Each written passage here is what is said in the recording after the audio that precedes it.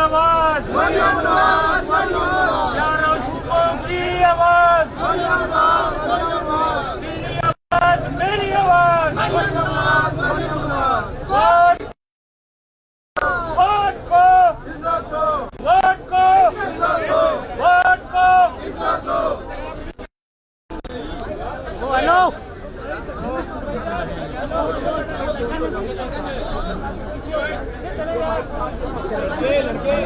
भजन गाड़ी है, भजन भाई बैठ जाओ, भाई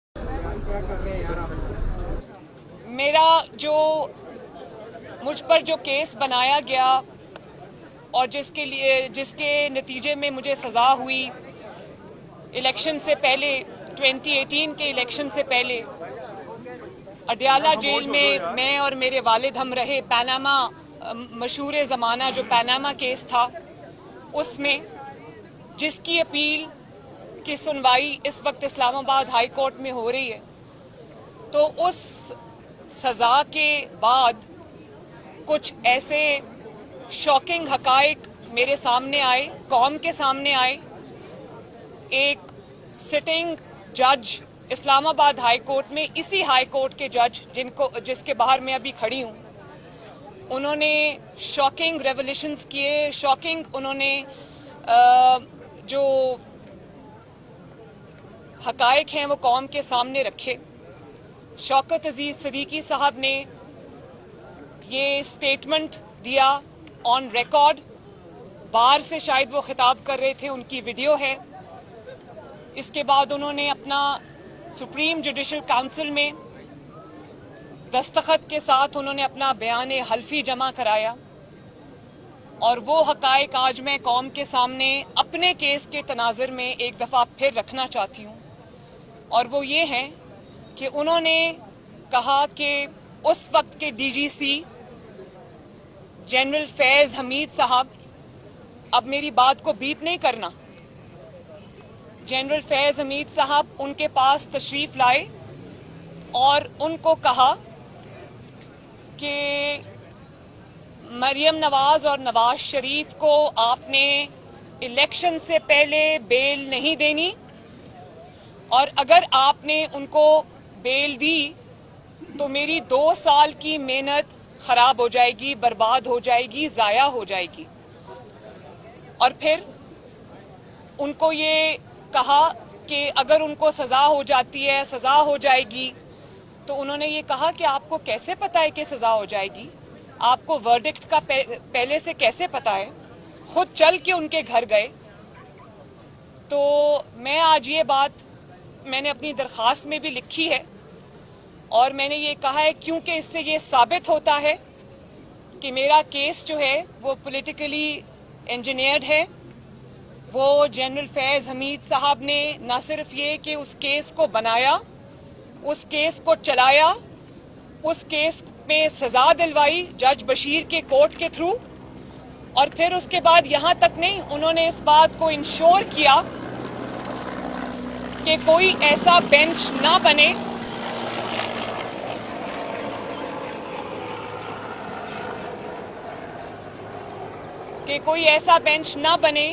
जो 2018 के इलेक्शन से पहले नवाज शरीफ साहब और मरियम नवाज को बेल ना दे दे, क्योंकि अगर उसने बेल दे दी तो इलेक्शन से पहले मरियम और नवाज शरीफ साहब बाहर आ गए तो मेरी तो 2 साल की मेहनत खराब हो जाएगी। तो अब मैं ये पूछना चाहती हूँ कि वो 2 साल की मेहनत क्या थी। वो 2 साल की मेहनत ये थी कि एक इलेक्टेड गवर्नमेंट को कमजोर किया जाए, उसको गिराया जाए, एक इलेक्टेड प्राइम मिनिस्टर को पैनामा करके उसको जेआईटी के सामने पेश किया जाए, वो जेआईटी जिसको आईएसआई का एक रिटायर्ड ब्रिगेडियर चलाता है, और उसके बाद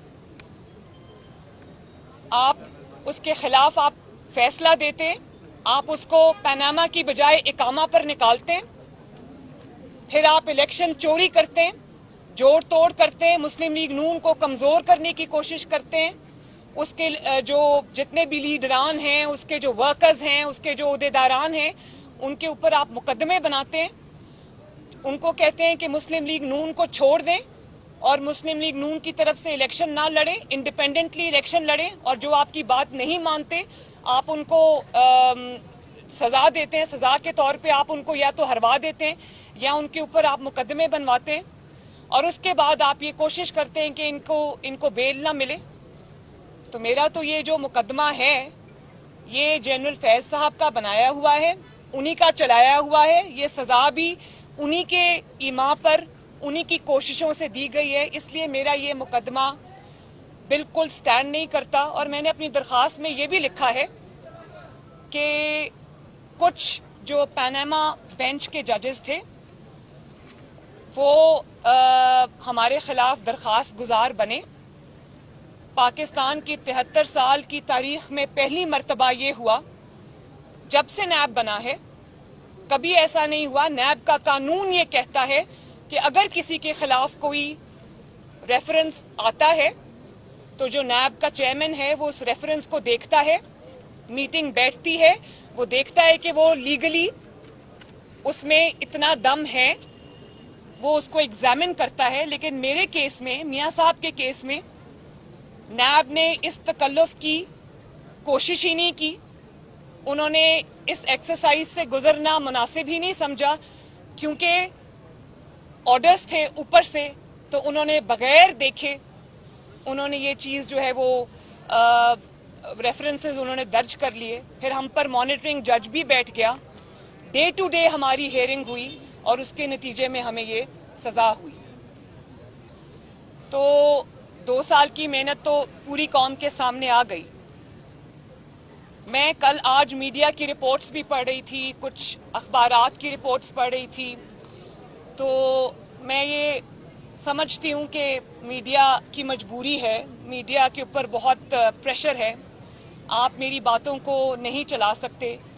लेकिन कुछ लोगों ने ये लिखा कि मरियम ने शायद किसी इदारे के ऊपर हमला किया है, मरियम ने किसी इदारे के वकार पर हमला किया है। तो मैं ये बात आज वाजे कर देना चाहती हूँ कि मैं समझती हूँ कि पाकिस्तान के जो आर्म्ड फोर्सेस हैं, पाकिस्तान की जो एजेंसीज हैं, वो किसी भी कंट्रोवर्सी से, किसी भी शक व शुबा से बालातर होनी चाहिए, और किसी एक फर्द की हरकत को जो उसके जाती मकासद के लिए होती हैं, इदारे का नाम नहीं देना चाहिए।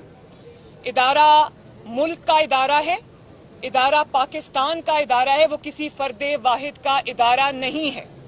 और जब फर्दे वाहिद इदारे के पीछे छुपने की कोशिश करता है तो मैं ये समझती हूँ कि उसके पास अपनी जो एक्सेसेस है उनका जवाब नहीं है। तो मैं ये पूछना चाहती हूँ सवाल कि जब एक फर्दे वाहिद जिसका नाम जनरल फैज हमीद है, अगर वो एक हाई कोर्ट के सिटिंग जज के घर जाता है और उसको ये कहता है कि फलां बेंच बनाओ, फलां बेंच ना बनाओ, तो क्या वो इदारे के वकार में इजाफा कर रहा है? जब वो पॉलिटिकल इंजीनियरिंग में मुलव्वस होता है, जब वो एक मुंतखब वजीर आजम को साजिश के जरिए इकामा पे निकलवाने की कोशिश करता है, जब वो मुंतखब हुकूमत को कमजोर करने की कोशिश करता है, जब वो जजेस से बेंच बनवाता है, तोड़वाता है, जब वो ये प्रेशर डालता है और गैर कानूनी काम के लिए जजेस को मजबूर किया जाता है तो वो इदारे के वकार में इजाफा करता है। जब उसको ये वो तासुर देता है जज को जाके कि उसको पता है कि वर्डिक्ट क्या आ रहा है। भाई जज बशीर साहब ने क्या वर्डिक्ट देना है, आपको कैसे पता है कि वर्डिक्ट क्या आ रहा है? तो जब आप वर्डिक्ट की अनाउंसमेंट वर्डिक्ट के अनाउंस किए जाने से पहले करते हैं तो क्या आप इदारे के वकार में इजाफा करते हैं? जब आपको जो इस इदारे ने या कौम ने या आपके मुल्क ने या आइन ने आपको जो ओहदा दिया है, जब आप उस ओहदे का गलत इस्तेमाल करते हैं, जब आप अपने जो आईनी कानूनी इख्तियारात हैं, जब आप उनसे तजावज़ करते हैं और आपके जाती मफाद के लिए करते हैं और आपके किए हुए जो भी आपने इस तरह की ज्यादतियां की हैं, जब उसकी वजह से पूरे इदारे पे उंगली उठाई जाती है तो क्या आप उस इदारे के वकार में इजाफा करते हैं? और जब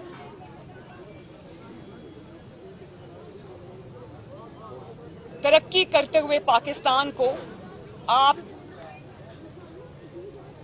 जो है वो अपने जाती मफाद की खातिर अंधेरों में धकेल देते हैं उस 2 साल की मेहनत के नतीजे में, तो क्या अपने इदारे के वकार में आप इजाफा करते हैं? अफवाज पाकिस्तान जो है वो मुल्क की ताकत है, हमारी ताकत है, कौम की ताकत है। लेकिन उस ताकत को जब कोई फर्द वाहिद अपनी जात के लिए इस्तेमाल करता है, अपने जाती मफाद के लिए इस्तेमाल करता है, तो वो इदारे की कौन सी खिदमत करता है? मैं उम्मीद करती हूं और मैं ये भी बता दूं कि ये मेरी जाती पिटिशन नहीं है। मैं एक बहुत छोटी सी इंसान हूं, ये मेरी जाती पिटिशन नहीं है, ये जाती एप्लीकेशन नहीं है, ना मेरी जात का मुकदमा है। ये उस अदलिया का भी मुकदमा है जिसको ये इस किस्म के किरदार जो है सामने रख के उनको दागदार करते हैं, उनको प्रेशर में लेके आते हैं, ये उनका भी मुकदमा है।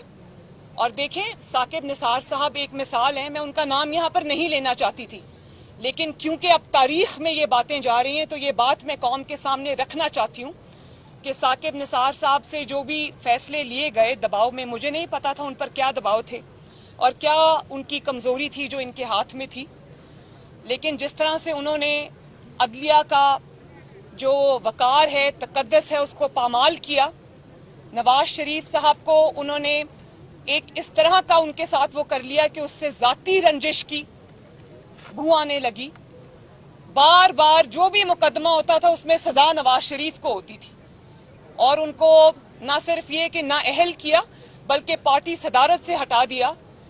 तो जब इस किस्म के जो अदलिया के ऊपर वार होते हैं तो आज आप देखें, जनरल फैज साहब तो नजर नहीं आते, लेकिन साकिब निसार साहब पूरी दुनिया के लिए आज इबरत का निशान है। वो आज पब्लिक प्लेसेस पे नहीं जा सकते, वो आज किसी की फौतगी में, खुशी में, गमी में नहीं जा सकते क्योंकि उनको पता है कि लोग उनसे सवाल करेंगे।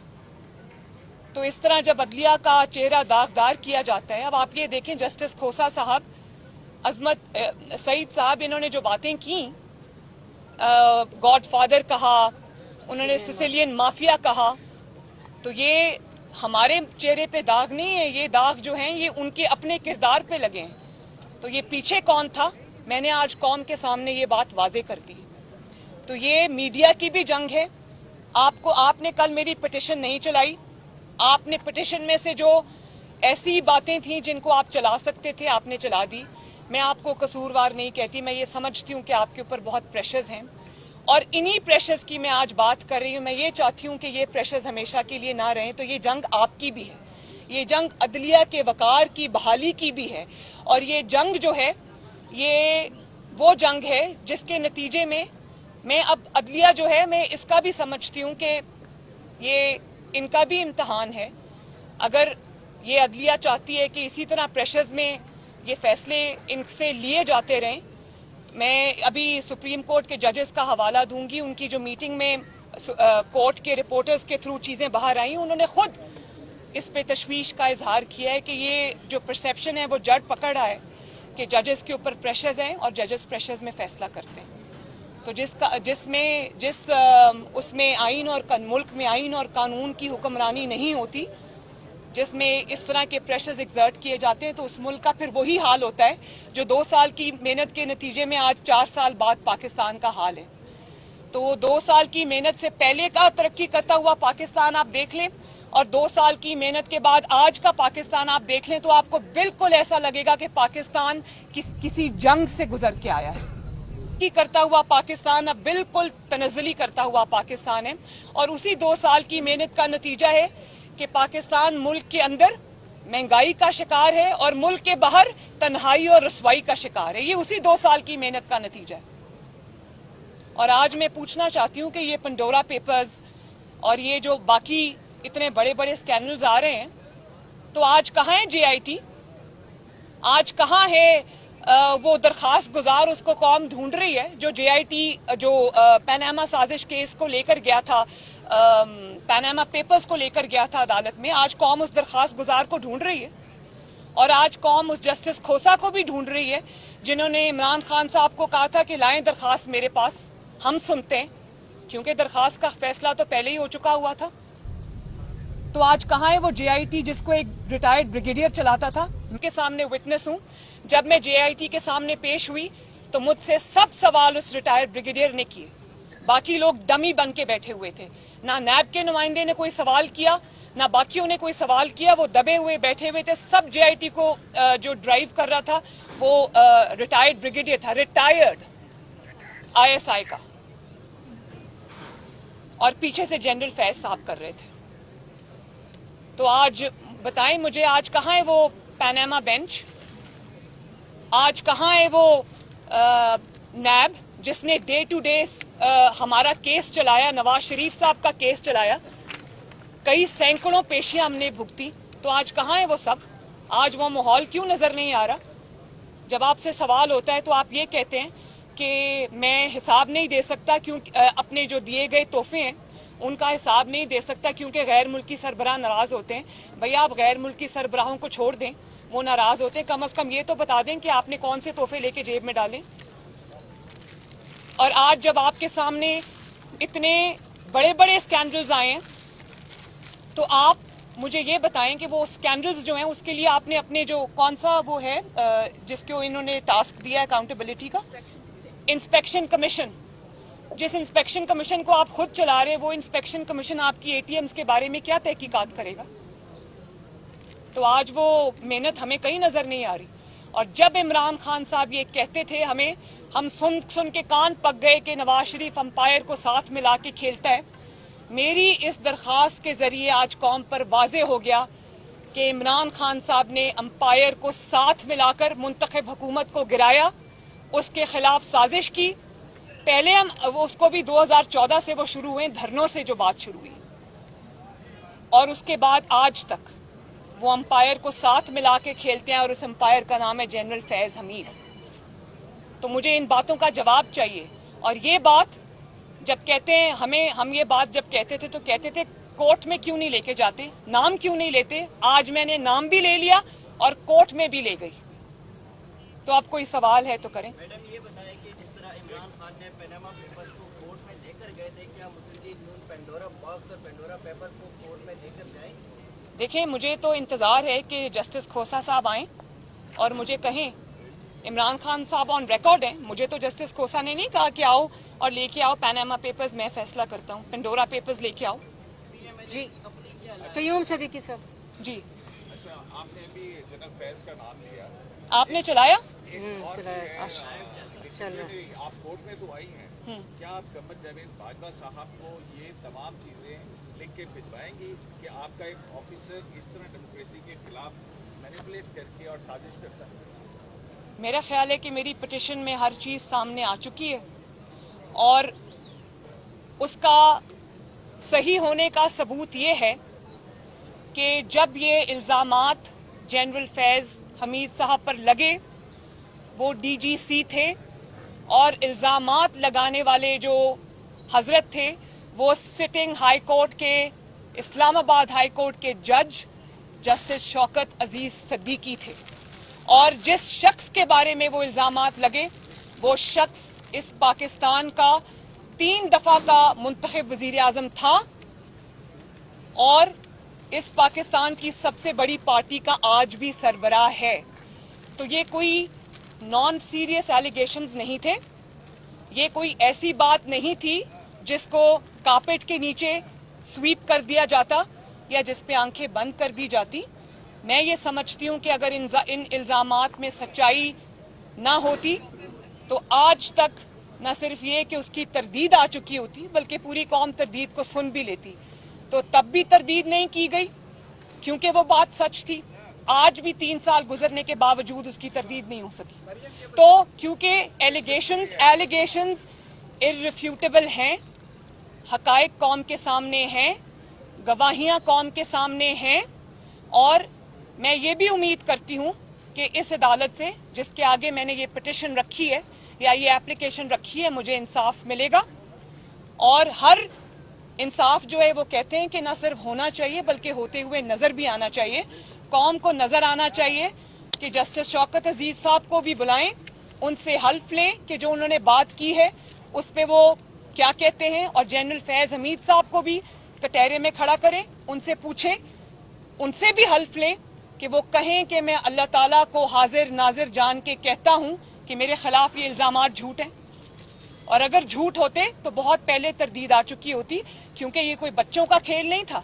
सिटिंग डीजीसी पर इल्जामात लगे थे और अगर ये पहला आपका रिएक्शन क्या होता है, अगर आपने कोई क्राइम कमिट नहीं किया होता तो आपका रिएक्शन ये होता है कि आप खड़े होकर ये कहते हैं कि ये शख्स झूठ बोल रहा है और आप चुप सिर्फ तब करते हैं जब आपके दिल में चोर होता है, जब आपने वो काम किया होता है। तो 3 साल गुजर गए, कोई भी तरदीद नहीं आई बिल्कुल, बल्कि उल्टा शौकत अजीज सिद्दीकी साहब को सजा हो गई सच बोलने पर।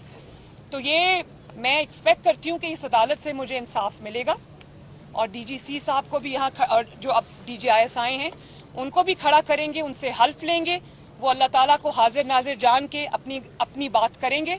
तो ये जो इंसाफ है ये कौम को होता हुआ नजर भी आना चाहिए।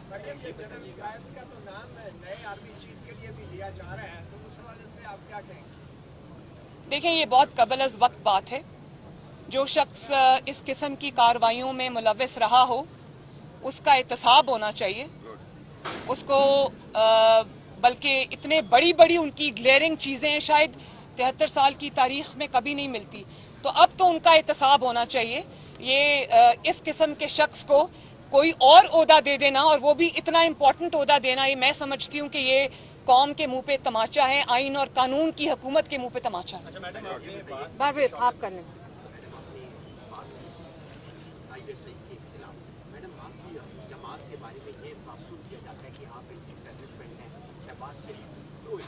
आप मुझसे मेरी बात करें, शुक्रिया, मैं अपनी बात कर रही हूँ ना।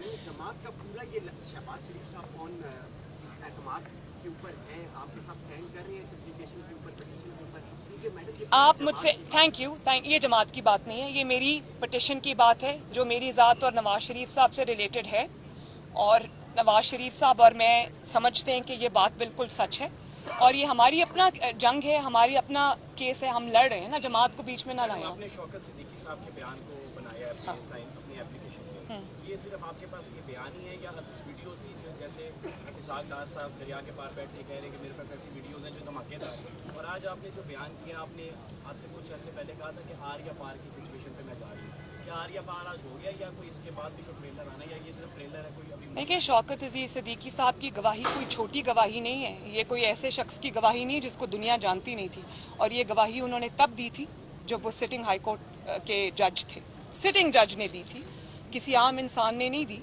और उसके बाद उसको corroborate करते हैं वो सारे एनसुइंग इवेंट्स जिसमें जो अरशद मलिक साहब मरहूम जो हैं उनका वीडियो पे बिल्कुल एक ऐसा बयान है जो हर चीज को क्लियर कर देता है। तो इसके अलावा आपको अब और क्या सबूत चाहिए? बारी बारी कर लास्ट क्वेश्चन। आज की पिटिशन पे रहे हम, अगर और कोई पिटिशन से एप्लीकेशन से मुतालिक सवाल है तो बताइए। इससे रिलेटेड एक क्वेश्चन ये भी है कि सरतापा वीडियो होने के बावजूद और मामला सुप्रीम जुडिशियल काउंसिल में होने के बावजूद चेयरमैन नैब का तसलसल था, कितना अजय मानता है? देखें, ये जो तसलसल की बात होती है ना, उसी शख्स को बरकरार रख, इसका मतलब है कि पीछे मेलाफाइडी इंटेंट है और ये डील हुई होती है कि तुम मेरे दुश्मनों को विक्टिमाइज करना, मैं तुम्हें एक्सटेंशन देता जाऊंगा। तो मैं ये समझती हूँ कि उनको एक्सटेंशन देना गैर कानूनी है। शौकत अजीज सिद्दीकी को तो आप हटा देते हैं, काजी फाइज ईसा को आप कटहरे में खड़ा कर देते हैं और चेयरमैन नैब को आप एक्सटेंशन देते हैं। इसका मतलब है कि आप किसी गुनाह में मुलव्वस हैं और उस गुनाह के तसलसल के लिए आप ये एक्सटेंशन चाहते हैं। तो ये एक्सटेंशन ना सिर्फ ये कि गैर आईनी है बल्कि गैर कानूनी है और मैं ये उम्मीद करती हूँ कि अगर ऐसा कुछ हुआ तो किसी भी कोर्ट ऑफ लॉ में वो स्टैंड नहीं करेगी बल्कि स्ट्राइक डाउन होगी और होनी चाहिए। भाई उन्होंने जब कहा है तो उनसे पूछ लें।